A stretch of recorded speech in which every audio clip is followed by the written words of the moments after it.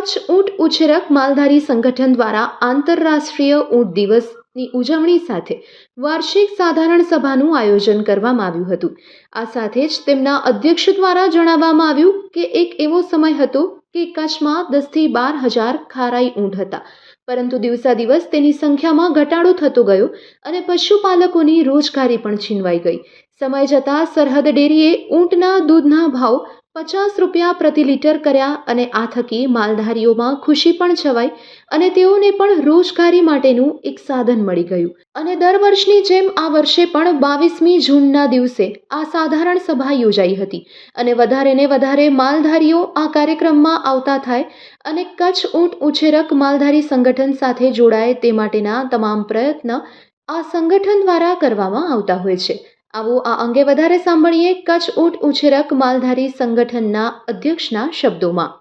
Valamji Umbal, chairman Sarhad dairy Kutch, vice chairman Amul federation Gujarat. જે આજ માલધારી સંગઠનની દર વર્ષે સામાન્ય સભા યોજાતી હોય એ પ્રમાણે આજે વિશ્વ ઊંટ દિવસ છે અને આખું વર્ષ ઊંટડીના વર્ષ તરીકે જ્યારે સરકાર ઉજવતી હોય એ નિમિત્તે એની સામાન્ય સભામાં અમને પણ ઉપસ્થિત રહેવાનો મોકો મળ્યો અને સામાન્ય રીતે ઊંટડીના દૂધનું કલેક્શન પણ સરહદ ડેરીએ માનનીય મોદી સાહેબના સૂચનથી ચાલુ કર્યું અને લગભગ 8 કે 9 વર્ષ થઈ ગયા અને અત્યારે દર વર્ષે અમે 1 કરોડ રૂપિયાનું દૂધ ખરીદીએ છીએ અને દૂધની વેલ્યુ એડેડ પ્રોસેસ કરી અને માલધારીઓને વધારે ભાવ મળે એવા પ્રયાસો કરીએ। માલધારીઓને આજે આપણે એ જ સૂચન કર્યું કે તમારું દૂધ ગુણવત્તાવાળું આવવું જોઈએ અને તમારા દૂધની વેલ્યુ એડેડ પ્રોડક્ટો વધે, બજારમાં માર્કેટ વધે અને એનું વેચાણ વધે તો તમને અત્યારે આપ્યું છે એના કરતાં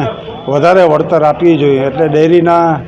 મિત્ર અને ગ્રાહક તરીકે તમે લોકો પણ સાવચેતીપૂર્વક ગુણવત્તાવાળું દૂધ ભરાવો અને તમે તમારા કુટુંબને આર્થિક સદ્ધરતા માટે સરહદ ડેરીને સહકાર આપો અને સરહદ ડેરી તમારી સાથે ખંભે ખંભા મિલાવીને કામ કરી અને તમને વધારે વળતર મળે એવા પ્રયાસો કરશે। જી હા, દૂધ ઊંટડીનું જે દૂધ છે એ બિલકુલ એઝ એ મેડિસિન એનો ઉપયોગ થાય તો વધારે ભાવ મળી શકે અને વૈજ્ઞાનિકોના પરીક્ષણ બાદ, ડૉક્ટરોના પરીક્ષણ બાદ એ પ્રસ્તાવિત થયું છે કે આ ઊંટડીના દૂધમાં ડાયાબિટીસ માટેની ખૂબ અક્ષીર તત્વ છે, ઇન્સ્યુલિનનું પ્રમાણ જે પ્રોટીનમાં છે એ જે લોકો ડાયાબિટીસને કંટ્રોલ કરવા માટે ઇન્સ્યુલિનના ઇન્જેક્શન લે છે એના માટે અક્ષીર છે ને ખૂબ સારી રીતે ડાયાબિટીસને કંટ્રોલ કરી શકે છે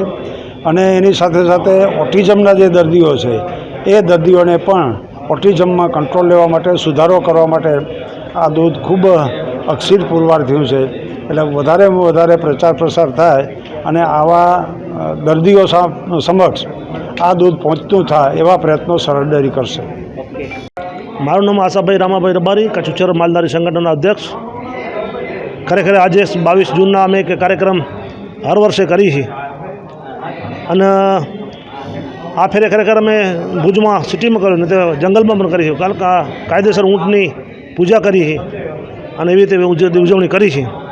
અને વધુમાં વધુ માલધારી ભેગા થાય અને અલગ અલગ માલની ચર્ચા થાય। કારણ કે મારે વાત કરવી પહેલાં ખારાઈ ઊંટની। ખારાઈ ઊંટમાં ખરેખર જે તે સમયે 10 થી 12 હજાર હતા પહેલાં, એ સંખ્યા ઘટતી ગઈ, ઘટતા એમનું મેન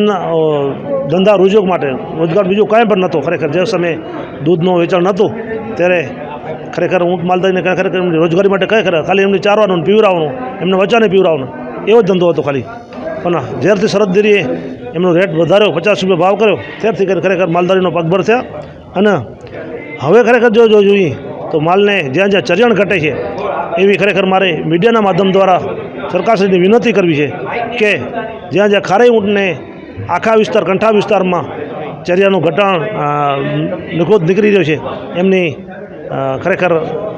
બંધ થાય। આજે મેન ખરેખર એક એવો હતો,